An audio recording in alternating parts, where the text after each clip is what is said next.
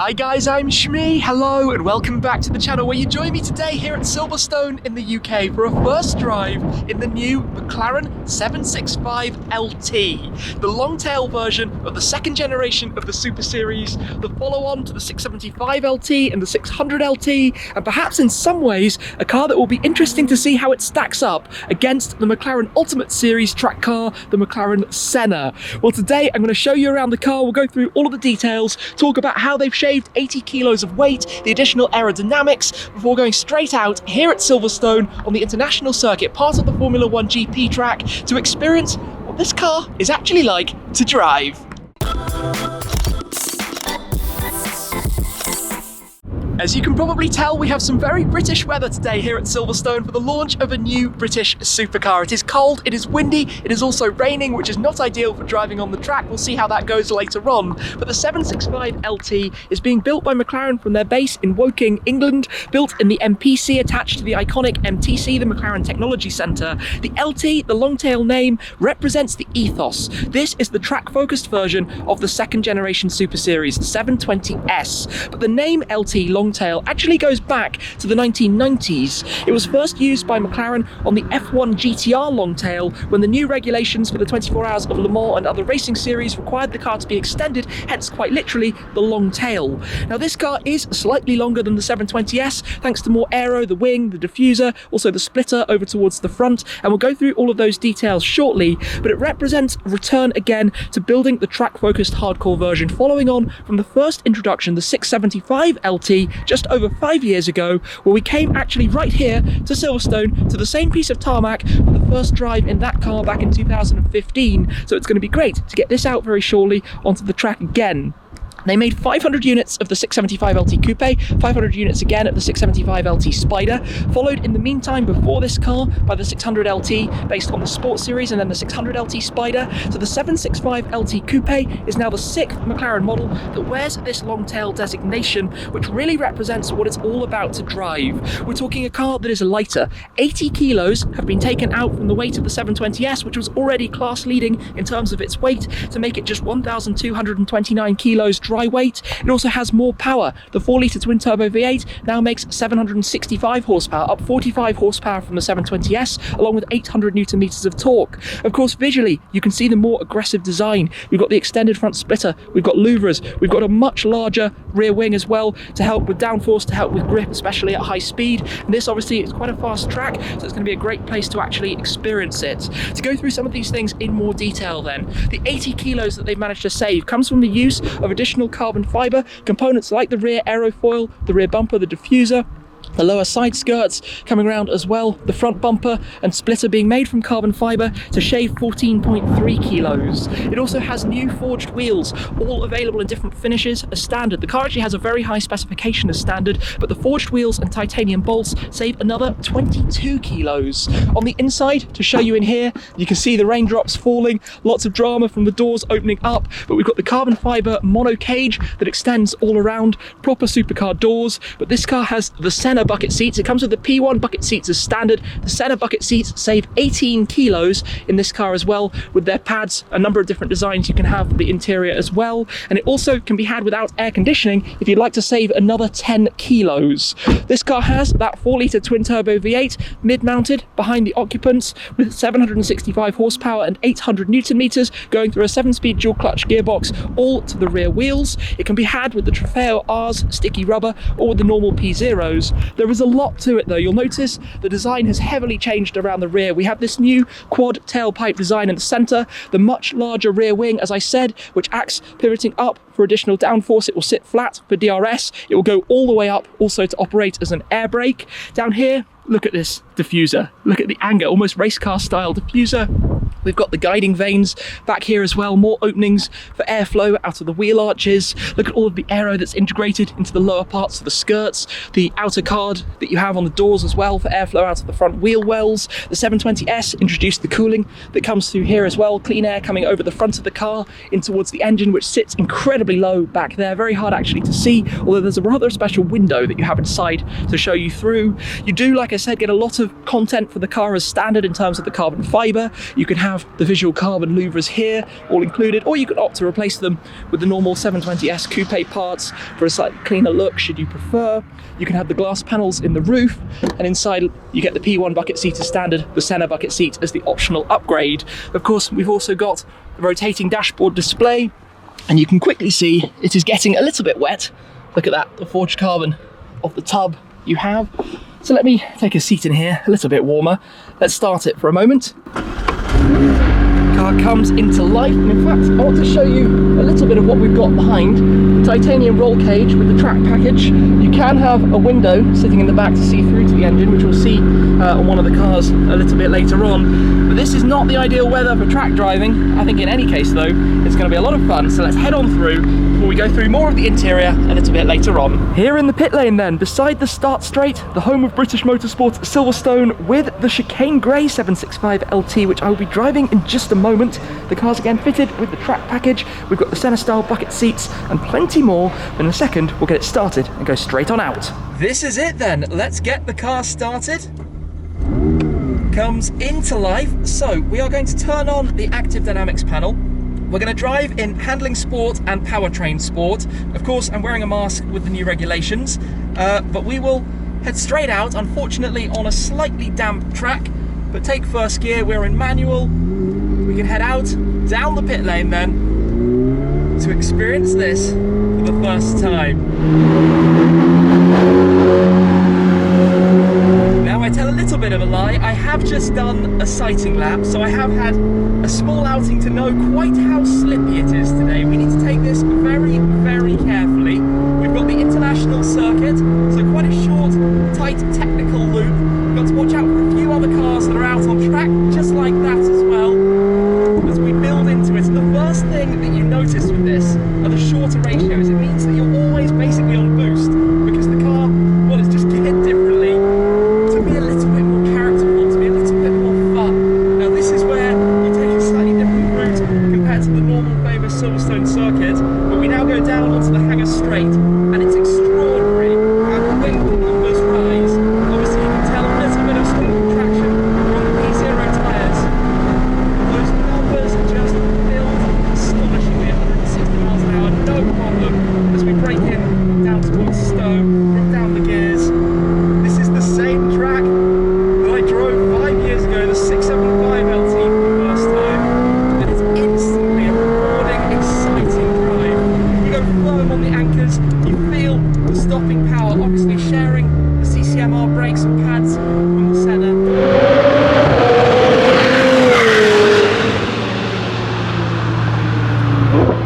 Drop it down one gear as we go into the first corner. I mean, even driving like this, it is slippy today, but this car is astonishingly fast. Instant go, so much of it as well. There, a little bit of understeer with the wet there on the P0s. And then slow oversteer, you see what I'm saying, as soon as we build up the speed, just a tad more, very conscious of the conditions out here. We've been given the go-ahead to overtake, so take it easier at the inside of the corner, foot down the straight. You get the beep at the top of the rev just to let you know the perfect optimal shift point. Fourth gear for the first corner, a little bit more speed. It's slightly starting to dry up versus the conditions earlier.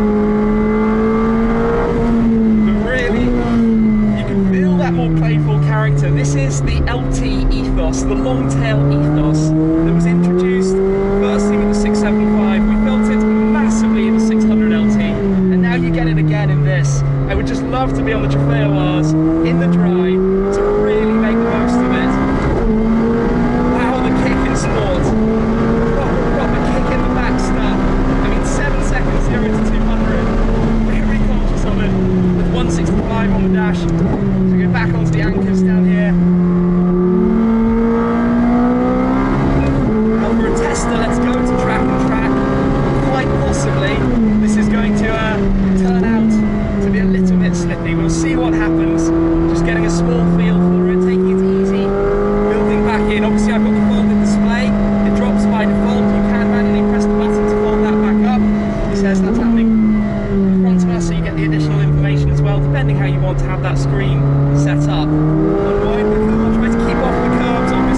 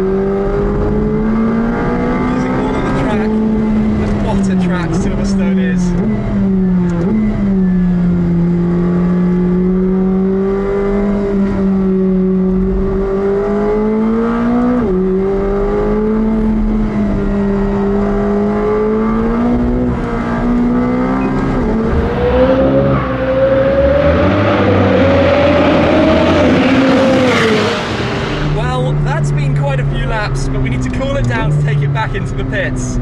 I tell you what, for a first drive, what an awesome experience. 765LT Coupe here at Silverstone International Circuit. Oh, this car communicates everything with you. You feel exactly what's going on. Obviously, coming into it from the laps I've done with my Senna and with my 675LT, the predecessor, you feel that LT and track-focused characteristic that the car has just in abundance. But with the power and performance of the Senna, but I would say where the Senna is so ultimately dialed in for lap times, this is lap times probably right up there, but also with a little bit more playful character. You know, the shift noises, the feel of where you are in the rev range. But yeah, awesome. Let's head back into the pits. The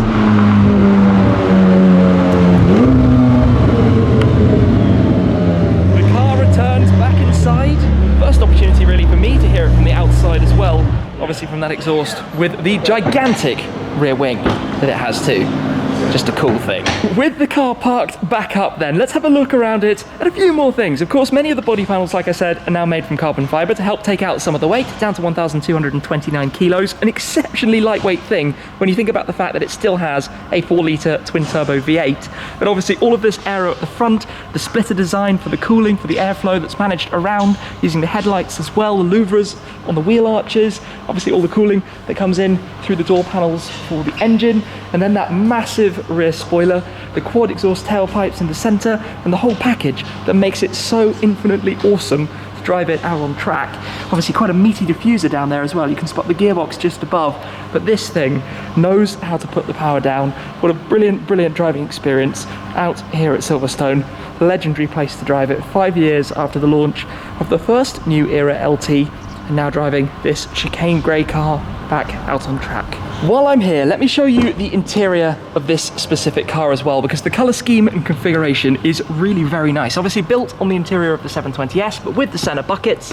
But these ones are finished with all of these flashes of the red that you have behind the perforations, the trim that runs the outside of the seat pads. You've also got the door cards, the flashes again for the accents on the dashboard around the infotainment and over on the passenger side, the 12 o'clock stripe. This car is also badged 000 of 765, one of the prototypes. Then in the back, you have that titanium roll cage and the view through to the illuminated engine that sits just behind there. Quite a cool detail that they've added instead of the storage space from before. This is definitely a very nice place to be inside, and I imagine it's also still pretty comfortable to drive out on the roads as well. Just overall, really, really, really impressive package. This is something pretty cool to take a look at. The full visual carbon 765LT, the full option from MSO to have the entirety of the exterior in the glossy or even satin visual carbon finish. It also has a number of other MSO options, including the roof snorkel on the top, which will no doubt be exceptionally popular. What else do we have around the outside? Just different finishes on the wheels and the calipers. And then to show you inside the car, to open up these carbon doors, inside here, we've also, in the centre, you'll see, got the MSO push-to-drink system that was introduced with the Senna, and then back here, as I mentioned, we've got that amazing view with the illumination of the engine through that window that you have inside the car, as well as the pipe work that you have for the snorkel going down towards that for the cooling. That's actually really awesome to be able to see directly in person. You can spot the camera there too, which is for the McLaren track telemetry. You can have the track telemetry package with the cameras inside, front and rear, which will save all of your data. The software is a standard inside the car, but the cameras are an option. And it also has the 360 cameras, an option from the 720S to help with parking and the like. So you've got additional cameras all around here, the spot in the front bumper, all visual carbon. This is really quite special actually to see along with this, the badge. The lightest possible McLaren badge. This is actually underneath the lacquer. How awesome is that? Really, really nice touch with the perfect V in the carbon fibre weave running all the way up. So this is the development vehicle demonstration of the full visual carbon, and the stealthy MSO plate badge at the back as well. looking very special here inside the pit lane. Back over to my original car on this day of bizarre weather. We're still raining, it's all over the place, totally unpleasant, but nonetheless, this car is actually sitting on the Trofeo Rs, which in these conditions would be a little bit slippy and slidey, I am not going to lie. When you look around the car though, you can certainly tell that this is an angry machine. You can see all of these visual design changes that have obviously been made to chase performance, to chase the car being fast on the racetrack, and there is no doubt that this thing is incredibly quick. Obviously hard to judge in today's conditions exactly how it will stack up against the likes of the Senna, for example, but in terms of a car that's not too intimidating and gives you exactly what you want out of it and what you expect, this is right there. Of course, the optional upgrade to have those Senna brakes does come at a price. I think it's about £15,000 or so for the upgrade, and obviously they do need to have a lot going into them. You also have, by the way, the very nice 765LT logo and lettering on the outside of the wheel, which was introduced, I remember, back on the 675LT as well. To show you inside a little bit more as promised, I'm going to take a seat back inside this car out of the rain, which is a nice breather for me. Let's get it started. There we go, close down at the door. That is very welcome to be out of the rain for a moment, where we have the infotainment, the vertical screen in the center with the active dynamics panel to the left. This is where you have all of your toggles. So regardless of how it's set, it runs in sport and sport by default. If you do go into active dynamics, this is where you can then press manual for the gearbox. You could go into ESC dynamic, or you could go into variable drift control as well, where it will allow you to choose how much slip angle you would actually like to have. If you do turn it off as well, you can also do the spinning wheel pull away. It has a built-in, well, basically burnout mode, which is pretty epic to experience. That was first introduced in the 675LT2, and obviously you've got your comfort, sport and track settings for the handling. This is the hydraulic suspension, and again for the powertrain, so in terms of your gearbox and throttle response as well. Some great control over your driving dynamics and how you'd like to have the car set up. The steering wheel continues to have the rocker system, so when you pull back on one side, it actually moves away on the other side, so you can go up or down from either side, either pushing, pulling, using your thumb, whatever you want to do. Lots of control and a very uncluttered steering wheel. It's something I've always really liked. You're very focused. You've got a great view over the front scuttle. You can see and place the car perfectly, which is again brilliant, very smooth. The dashboard display mimics that of the Senna. You can bring up a host of different information, but after driving here, you've got your temps, you've got your tyre pressures and temperatures as well. Trip information currently over to the left, and you can indeed fold this down should you wish to have that smaller display, which is cool, but I do find it a bit of a gimmick, because really when you're driving on track, you want all of your temperatures and information. You want to be able to see everything that you possibly can on the dashboard to get a full readout, a full series of data out of it. A few other small things I've noticed just looking around. There's an embossed 765LT logo over on the dashboard. Obviously swathes of carbon fibre with the extended carbon side sills that we have in here. The titanium cage that's behind us, but otherwise lots of black Alcantara. We've got the 6-point harnesses which work hooked up to the cage, and also under the seats and just generally around the car. We've got the key just here, the normal McLaren key that you have with the button to open the bonnet, unlock and lock. That can tuck away just inside there. Some USB ports for your track telemetry. The car can be highly equipped with all the cameras and gear as well, and the sound system and the lights. We've got the plaque just down here in the sill. Again, that would be the individually numbered car out of the 765 units that are being made of the Coupe, and then I guess also of the Spider that will no doubt follow. Cup holder here, small cup holder just in front, rubber mats to stop things sliding around as well, but otherwise I guess all fairly self-explanatory. Got a rear view, a vanity mirror on the sun visors, no storage pockets on the doors. That would add weight, so just this small piece here, I guess for parking tickets or for toll cards or anything like that. I will hop out quickly though. The weather is deeply unpleasant. Just to show you the luggage space up front. Pop open the bonnet with the button just there. You can also do it from the key to make life a little bit easier.